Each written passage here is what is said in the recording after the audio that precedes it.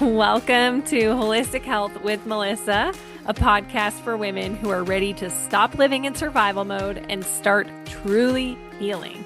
I'm Melissa, a holistic trauma and anxiety coach, and here we talk about all things holistic healing for trauma, anxiety, and the nervous system. We blend science, scripture, and somatic work to help you regulate your body, renew your mind, and reconnect with the peace God designed for you to live in.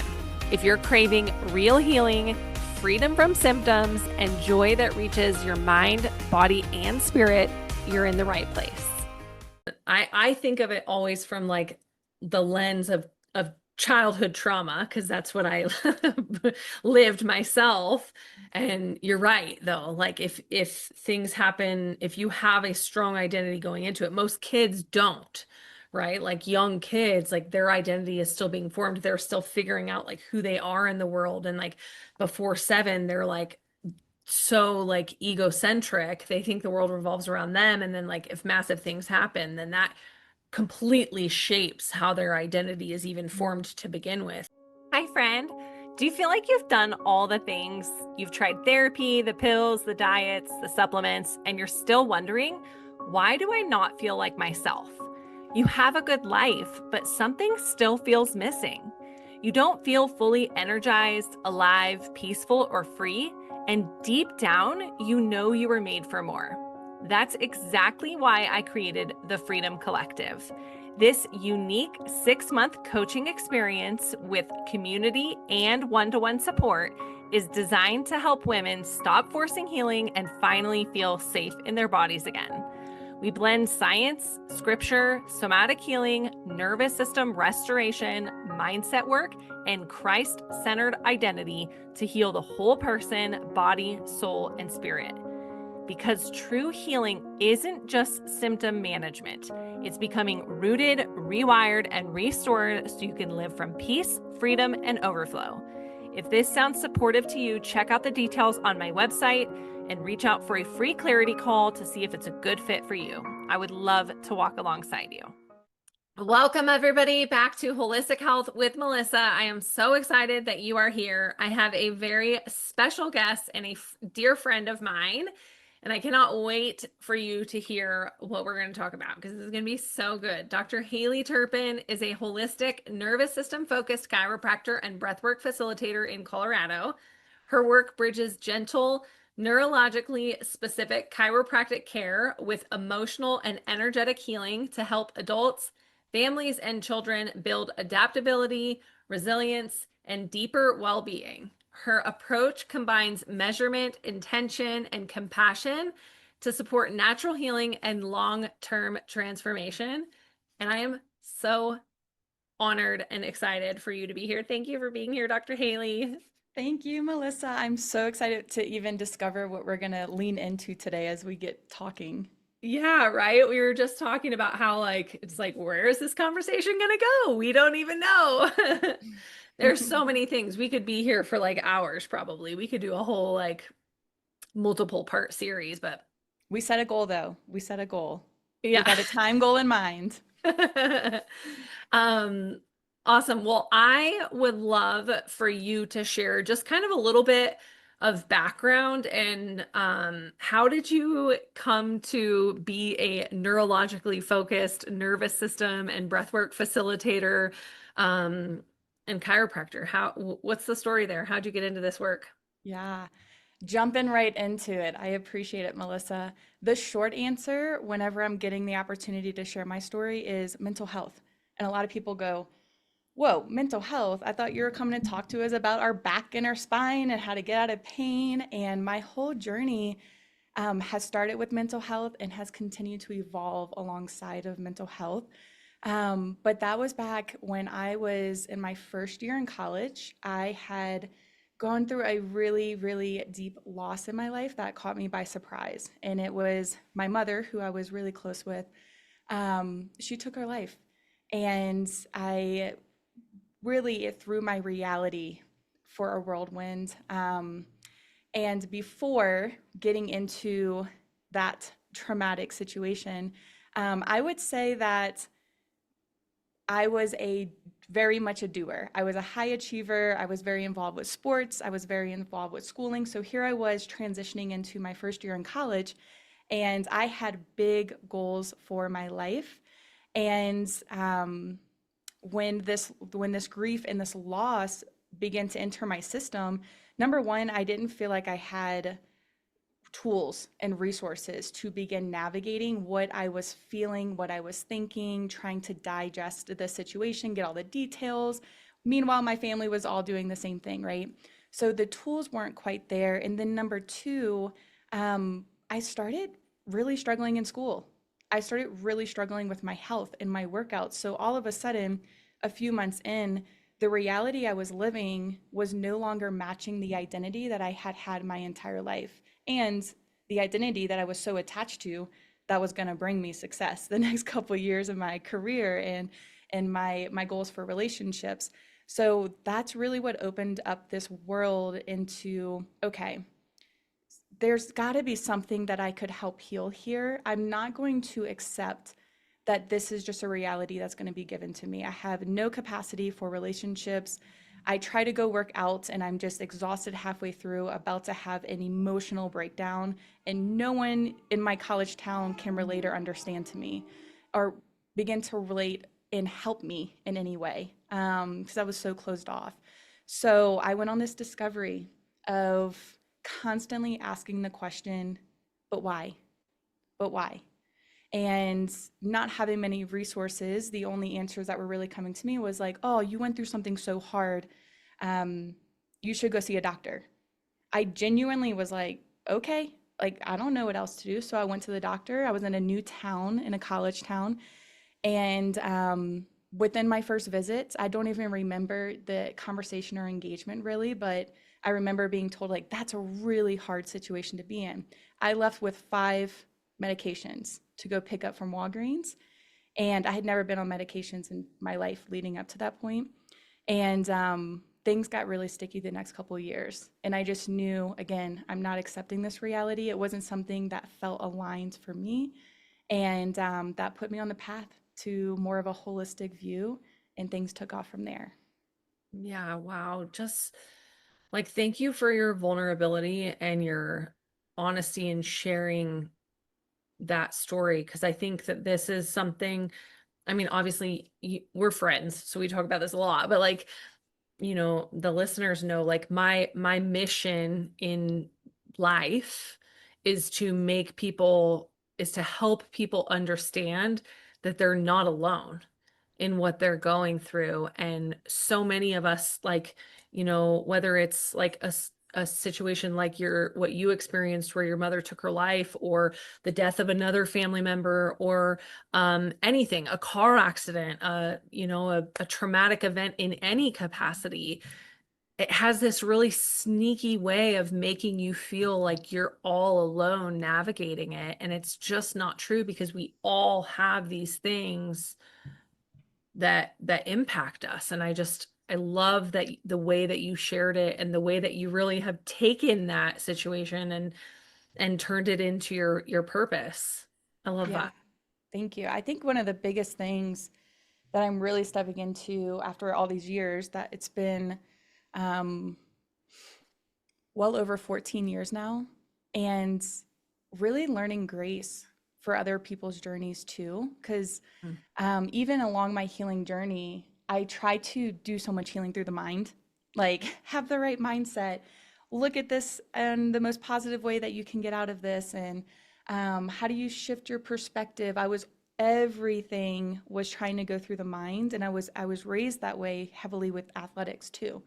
Mind over matter, push your limits. This is how you grow. This is how you achieve success. And it just was not working when it came to the level of pain and depth that was not just in my body and my mind, but my soul moving through this. And over the years, understanding that it's such a part of the human experience, and letting yourself be exactly where you are, and let yourself welcome others to support you and be with you when that is your time to be in that potent space, and not rushing your way out of it. So Mm. the grace has become one of the greatest gifts, that because through my lived experience and in my unique ways and everyone else's unique ways, we get to meet each other in that really low place. And it comes from experience, and people can feel that. So good. That is such a powerful like realization and kind of like place that you landed. I love that. So just for clarity, and I'm trying to remember, I'm like, for clarity, when your mom passed away, were you in chiropractic school? Were you already on your path to becoming a chiropractor? I didn't think so. No, I was in engineering school. Aha. I was becoming a mechanical engineer, and I had my whole life planned out. I was in school near my hometown. It was about an hour and a half away. I'm from New Orleans, and was, yeah, doing the college thing. Like, I had all these, like, I'm a freshman, I'm in my dorms, I've got my best friends with me. Like, my biggest concern is making sure I get to the tailgate early enough to like make sure my drinks and my snacks and like all my friends are, put together. So, yeah, yeah, it was well before chiropractic school. Okay. And then this just completely shifted the trajectory of your life. And I'm so glad that you became a chiropractor because I think you have so much to offer um, in this like holistic mind body healing kind of space. So I'd love to hear kind of your philosophy on the mind body connection because I know like my experience is like in as a traditionally trained RN working in a traditional medical setting in an ICU and primary care and all of those things, by and large, like that model really like says like the mind is one thing and the body is another thing. And I know that you and I both disagree with that, but I'd kind of love to like just unpack what your philosophy is on the mind body connection. Yeah.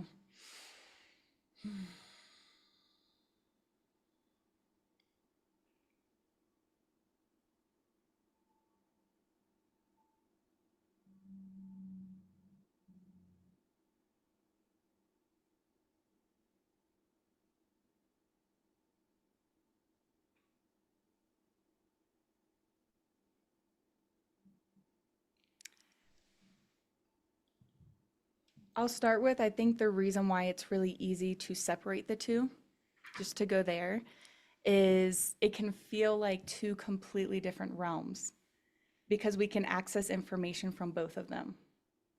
And since we've been a little child and we're learning how to learn skills, which is beautifully through the mind, constantly taking in information, processing, creating concepts, creating identities. The mind is a very, very, very powerful tool. The body, on the other hand, I think is its own source of wisdom and its own realm. We've got the physical realm, right? And so I think when we are going on a healing journey where those two have become so separate, especially at a young age, it can feel like we're talking about two completely different parts. But when you're really going through your own healing journey or you are learning about how they are one, you start to see how the two work together and more of that wholeness comes into play. So I actually, with alongside those two containers, I also I believe the bridge is the heart. So it's hard to talk about the relationship between the mind and how powerful of a tool the mind is when in its correct place, if you want to call it that. It doesn't have to be, a hierarchy of above than or low than, but in its place as a tool that is very intelligent, that has a lot of power. And then the body that has been with us from day one, it has its own source of intelligence, but the soul that's between the two is where they can interact without them getting too entangled in one another, where we lose our identity and who we really are, which is a deeper central channel that is our soul that is navigating this world between the body and the mind. Yeah. Mm, And when we connect to that central channel, I think there's a groundedness that comes into what voice is coming from where. Yeah. yeah. I love that. What voice is coming from where? I feel like I've been talking a lot about that, about just like the identity. Trauma has this way of like making you feel alone, but then it also like changes who you think you are. And kind of like puts what I think is like, I used to say like in, when I would talk about like the work that I do, like help you like form a new identity. And I've realized like over the last couple of years, I'm actually like, that's not at all what I'm doing. I'm actually helping people return to their true identity Mm. before all the lies that the trauma and the chronic stress and these past experiences, call it trauma, call it whatever, like whatever these past experiences and society and our upbringing and everything put all these identities onto us, so we actually believe that we're somebody that we're not even, that we believe that we have to take care of other people before we can take care of ourselves, that we have to make sure everybody else is, happy, that it's our responsibility to do that. It's like really unraveling all of those beliefs and coming back to what's true at the heart of all of that, which is like we're all worthy, every single one of us. And we lose that somewhere along the way. And for different people, it's different. So I love that you said that. Um, Well, Go I'd ahead. love to hit on that. I also, doing a lot of healing into adulthood as well. I think where our identity and our foundation is going to be correlated to how easy it is to get lost into other identities that are put onto us, whether it is someone projecting an identity onto us, whether it's a trauma.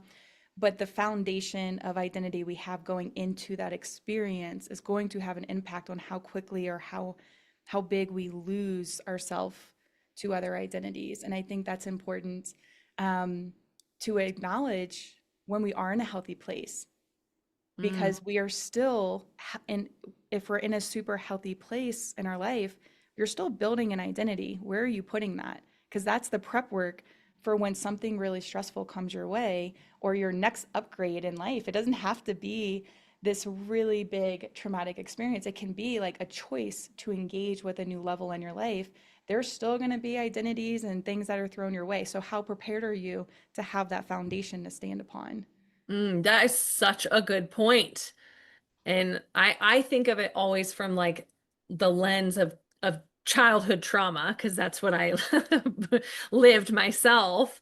And you're right though, like if things happen, if you have a strong identity going into it, most kids don't, right? Like young kids, like their identity is still being formed. They're still figuring out like who they are in the world. And like before 7, they're like so like egocentric, they think the world revolves around them, and then like if massive things happen, then that completely shapes how their identity is even formed to begin with. But that's a really good point. How does the nervous system play into all of this? Yeah. Hmm.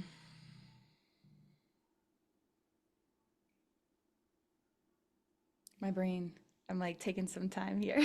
Do it. I love it. How does the nervous system play into all of this?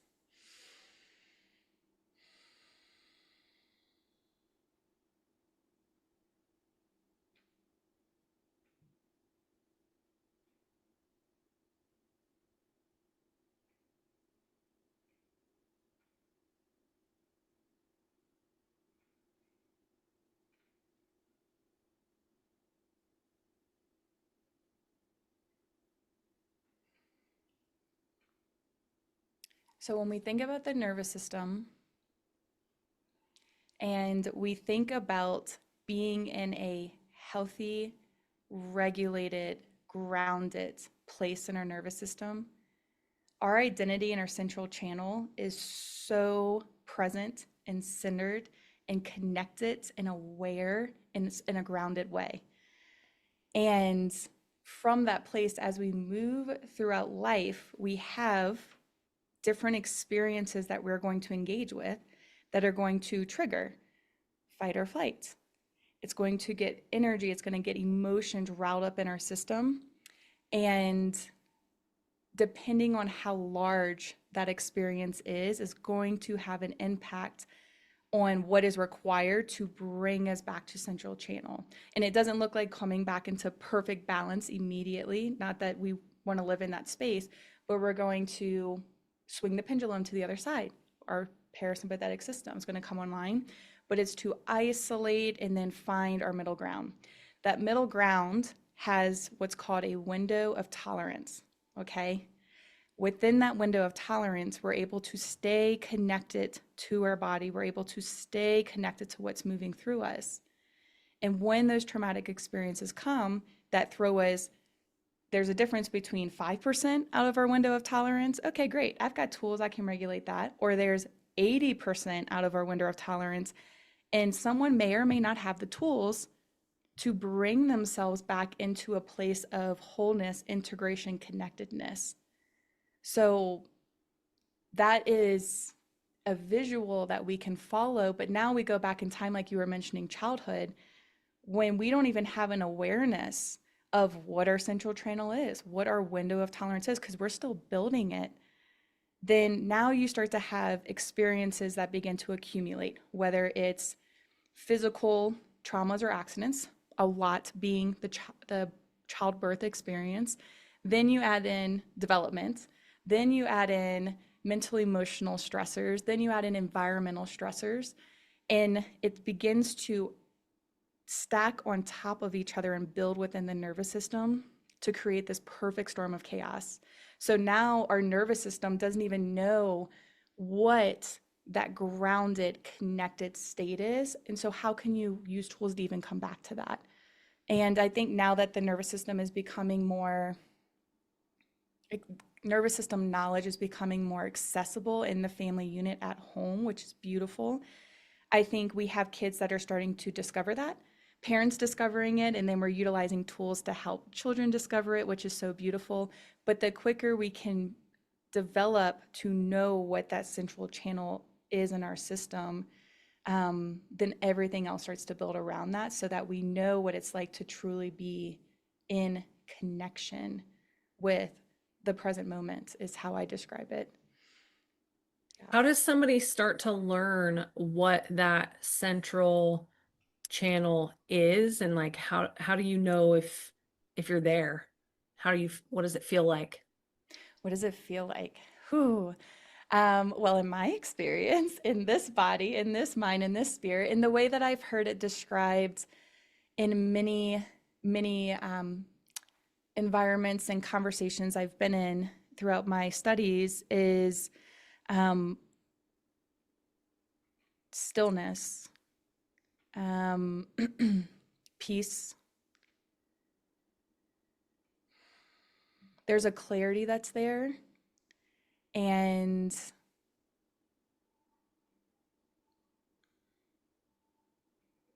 there really isn't very many emotions moving through the system.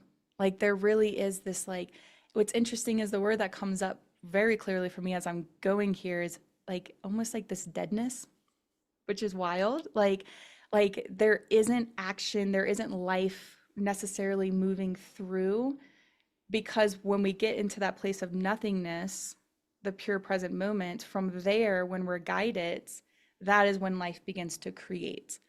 So if I was, there's many levels to that, of course, but yeah, bringing a child or bringing an adult into ultimate nothingness and being able to rest in that place, that is the skill that you're able to build. And then when you get a pulse for that tone, it becomes easier to go back to it. Yeah. Yeah. You said stillness, and I was like, ooh, that's good, because I agree. And I think that that's one of the biggest problems that we see culturally right now is stillness terrifies people, Yeah. especially women. because we have this like, we're moving from like feminism. Oh, it's snowing here now too. It's Side sunny note. here now. It's Yeah. coming. The sun's coming.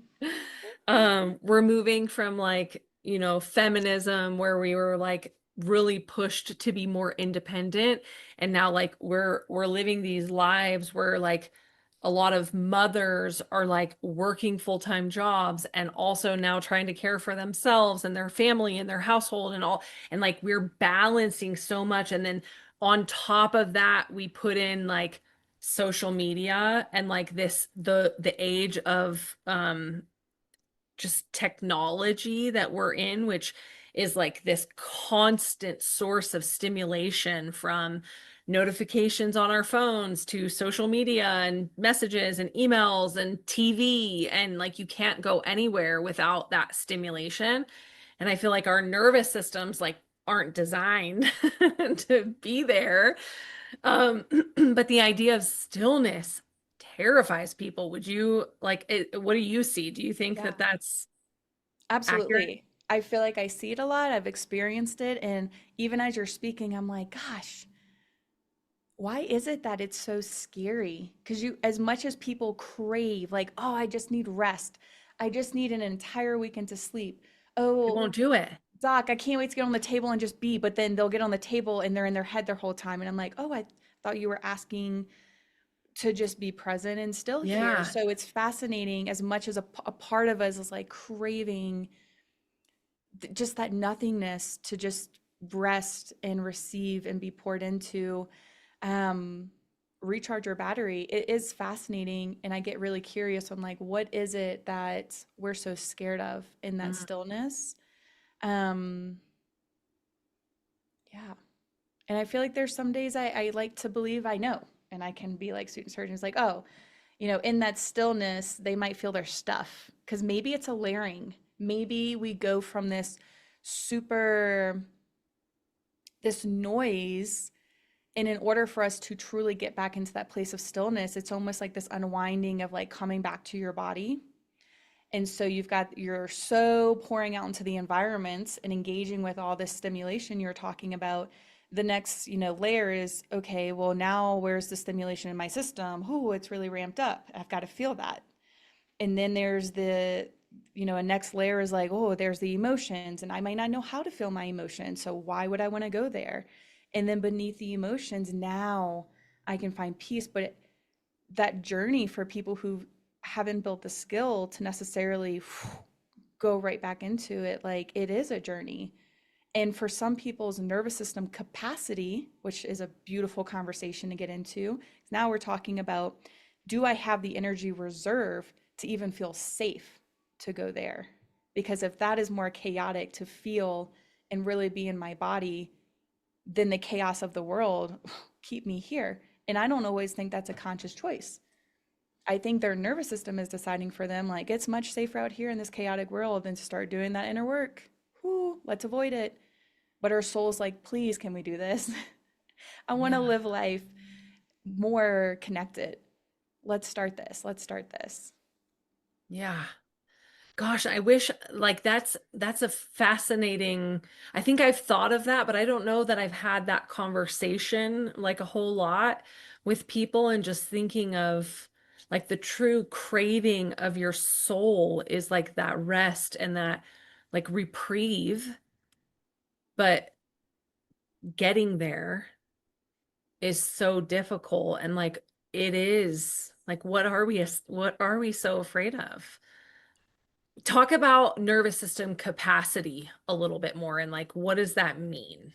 I would love to do that. So, one of the concepts I've been chewing on a little bit when it comes to the idea of nervous system healing and then nervous system regulation. Nervous system healing has everything to do with the growth of this capacity that we're talking about here, because we really can only work so far out of our capacity before unconscious mind begins to take over and take control not just in our nervous system but in our environment and our relationships.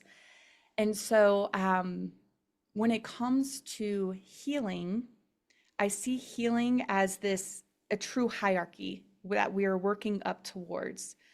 And if the bottom of the hierarchy is going to be, when we think of survival or victim, there's experiences and there are things being done onto that we cannot begin to comprehend. Our capacity is so low, and if we even track that and measure that, we might notice that like our heart rate variability is very small, and it's been there probably chronically. Our psychology is disengaged from our community because it can only go so far. It is just self-centered. Um, and you're in survival. A lot of people in this area, they have a belief of something is wrong with me, and they are seeking out a savior to take this wrongness away. So with that small capacity, the body is intelligent, using so much intelligence because it knows it does not have the resourcefulness to be able to expand past that. But usually during this time, people begin to have enough. They're like, enough is enough is enough. I want change. And for some people, it takes a long time to get to that point. For some people, I do believe, going into my experience, like I do think the health I had going into it was a big reason why like I was very stubborn about like, this can't be it, this can't be it, this can't be it. And I am grateful for that. But everyone has their enough is enough, okay? But once we move through that, then you go into the next level. I call it the participation. Like I am choosing to have an active choice and participation that this can change. I might have no idea what that looks like. I might not know where to begin, but I'm going to start asking questions, or I'm going to pick up the book, or I'm going to listen to the podcast. I'm going to start getting insight from others who might have the answer. Like they're not even looking to relate to stories at this point. It's just like something's out there, right? But that active participation is a really big bridge to get us out of that survival mode and begin building awareness.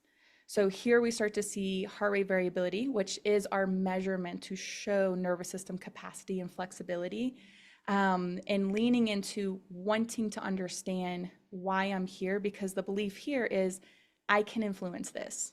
There is a choice. There's an active participation, okay?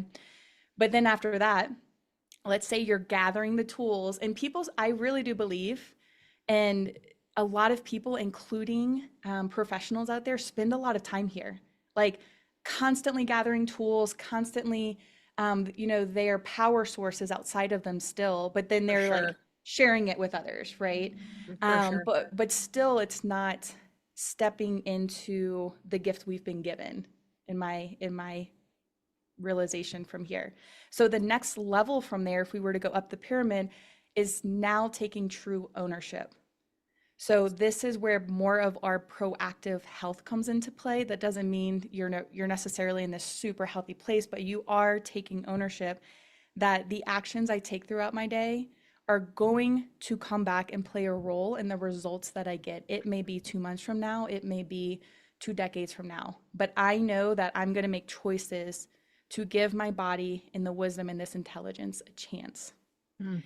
As that consistency builds in ownership, that is when vagal tone begins to get stronger and stronger, and our capacity continues to widen.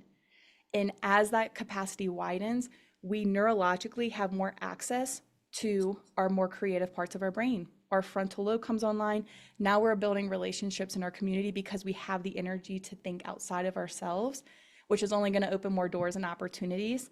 So now here's that strength. And this place of ownership is a beautiful, healthy place to be with our nervous system in our lives. But there's more. There's so much more, right? Because as we're gathering these resources, and the belief here is my body is intelligent. Like I can start to build that trust muscle. But then what do you do with all of that? Your capacity enters into the next level, which is just understanding it's always a continuous motion. And now you step into service. Now you take those gifts and you start to meet people wherever they are on this pyramid And you begin to reflect to them that they know exactly what to do, that they have the resourcefulness, that through continued commitment to what's possible, they are able to heal the nervous system. Mm-hmm. So now let's bring in regulation. If healing is this continual process of going through these steps, we never just climb the ladder and stay at the top of the ladder. I don't know in anything, do we climb to the ladder and stay on the top of the ladder? Yeah. But It's a your journey, not a destination. exactly, your capacity to access that higher service gets easier and easier, just like accessing our central channel within ourselves gets easier and easier as we practice. Healing continues, okay? The regulation comes in when we're in these different stages. So when we're back in stage one, when we are in survival mode, when we are the victim in our health, regulation is used to bring safety. You're not going anywhere until that safety and foundation is created. Your body's never going to give rest a chance. When we're in stage three and we are the participant, the regulation comes in building the skill to now engage when we're challenging ourselves, or we have a coach or a mentor who's like, hey, I know you don't love cold plungers. I'm going to challenge you with a cold plunge. Hey, we have really low vagal tone. I would love for you to get up and start walking throughout our day. And that's new and that's challenging. So now we're using regulation to help expand physically our capacity to do more. Okay. And then when we get into the ownership piece, I believe the regulation aspect comes deeper into holding the vibration of now what you are stepping into. Why are you being consistent? It gets deeper and deeper, and the regulation brings in more of the emotional, mental aspects of it. And then when it comes into stepping into service, now you're using regulation in this stage to connect to source and to connect to your purpose with God that has been given to you and become a vessel for other people. So regulation is what helps the nervous system remain present, remain listening, remain in that empty space so that life can move through it instead of life, this physical life, pulling you in every direction. That was like so powerful. Mic drop. Mic drop. Well, I don't want to not touch on chiropractic because I feel like that's an important piece of it. I know we're kind of getting close to the end of our time together, but can you talk briefly about like how chiropractic can be one of those tools that can help you in that journey? Absolutely. You know, chiropractic is when we have had our capacity through our different experiences shrink, whether it was one big traumatic event or it was the slow building of events that you can't quite have clarity on. It's just not obvious, but we know our capacity is really small. Chiropractic, because of its foundation in the nervous system, it has been 1895. Chiropractic was founded off tone having a pulse and tracking the nervous system. It's a place for you to go to, number one, have someone who's been studying the nervous system and have measurements and tools to be able to say, hey, let's find a system to know where your nervous system is in the first place. And I think that alone is invaluable. That's what I tell people in the community all the time is like, let's start with just bringing some awareness, bringing some numbers to it. I think that's huge. Or rings or whoops, right? So having a place where you know that the conversation is going to be like, we're looking at your nervous system and we know the impact it has on your life. Okay, so assessments. Then when it comes to the adjustment itself, holding the intention and the connection to vitalism. So we are not working in a structure where we're trying to pinpoint this thing that needs to be fixed or changed, but we are working truly with the whole body, understanding the vitalistic principle that there is an innate intelligence that is doing exactly what it knows to do to maintain and keep your parts working as efficient as possible. Okay, so there is an intention that plays a very powerful role when we're entering into the chiropractic space. Then we are using assessments to communicate with the body, as you are a living being moving through these different stressors with the nervous system capacity that you have, what is the most immediate thing that we could help restore communication between that intelligent brain and the innate wisdom of the body, so that these two can begin to process experiences that you have been holding on to and locking down into your system, so that it can begin to process, move, and release. And as we do that continuously as a tool, that central channel we talked back at the start of this conversation becomes more accessible. You begin to feel that power within, and the capacity grows because of the consistency to release what is no longer serving you in your body. From a neurological standpoint, that is the actual communication through the spinal cord, the nerves, integrating into your sensory and motor system, because that is neurologically how you're taking in your world and how you're responding to it through the nervous system. So I like to say these concepts and these principles that we're discussing, we're bringing it and we're grounding it into how the body is expressing as a result of the posture of what your nervous system is going to manifest into the physical, just like anything else you put out there. It's the same for your health and your body. So the chiropractor is able to speak the communication of understanding and listening to how the posturing is mirroring the nervous system, and then meet the nervous system where it's at and release these patterns that have not been integrated yet. So good. So good. Okay, so for the woman who's listening right now, who's just like, wow, this is really hitting home. I'm definitely like, my capacity, I know that my capacity is low, or I've been storing this, stuff inside. What can she start doing right now? Like, speak directly to her. Like, what is the top, 1, 2 things that you're like, this is how you start? She's like, I have no idea what to do. Where does she start? Yeah. Well, number one, acknowledging, I appreciate that you're on the starting line and you're like, I want answers. So I want to acknowledge that. What I would do after listening to this conversation today is I would take a pen and paper, and I would love for you to draw out that pyramid that we talked about and get really honest with yourself. Are you in victim, and is your body needing safety? If your body is needing safety, then take an action on breathing exercises, speaking kindly to your body, calling a friend, finding access that brings your body in the present moment, minutes of ease. Start there and start with trying to integrate as much of that as possible into your daily life.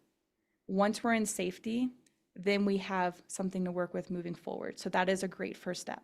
Okay, accessing safety as much as possible and naming it and journaling about it, sitting with gratitude, acknowledging when you're not feeling safe. Like, so much grace is welcomed when we're here. Okay, so if you're not in survival, you might get pulled there sometimes, but you're really in that participation. Like, I'm taking action.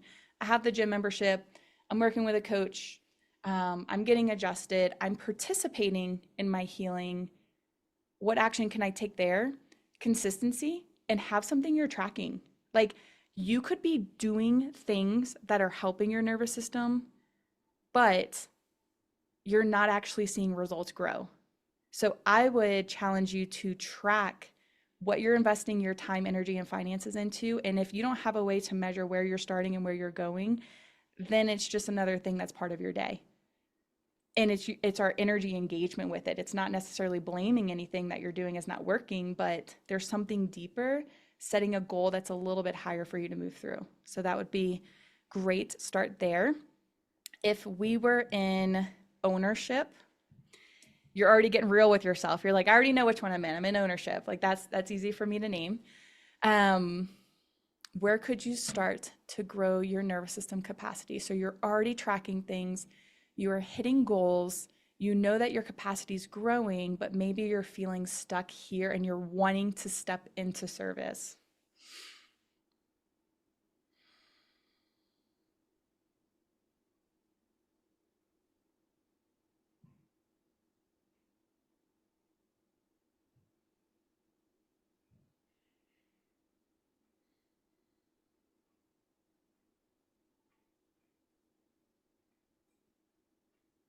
So when you're here in ownership, you're at a place where you yourself are not needing a coach or a mentor to necessarily push you out your comfort zone. The challenge here is you are taking ownership to know your limits and decide yourself that you're going to engage with that so that you grow your capacity. Your faith and your connection and really getting clear and listening to what your unique role is something no one else can guide you towards. So you are really stepping into self-trust, trust in your faith. And you're the one holding yourself to a new level of accountability to cross that edge.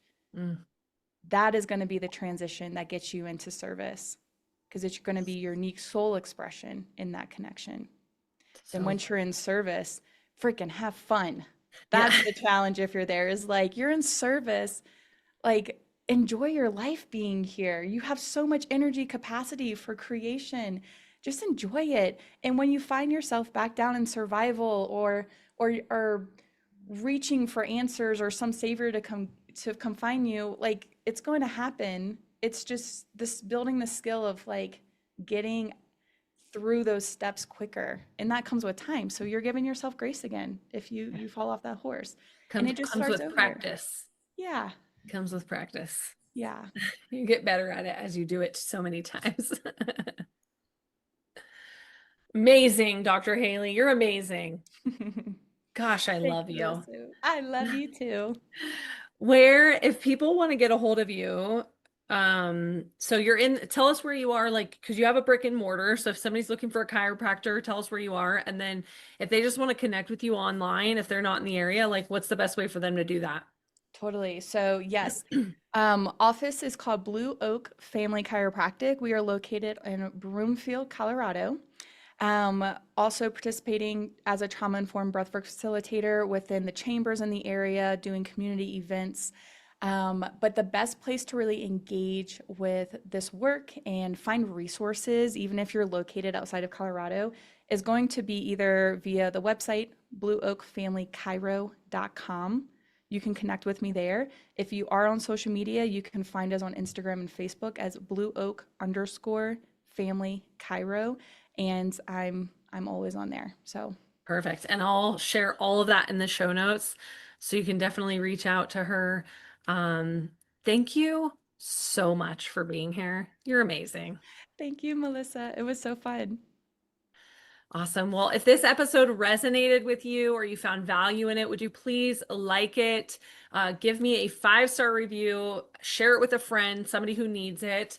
This is a movement. It's not a message. It is a movement, and we need to get it out to more people so they can feel the power of the movement, and healing is always possible. See you on the next episode.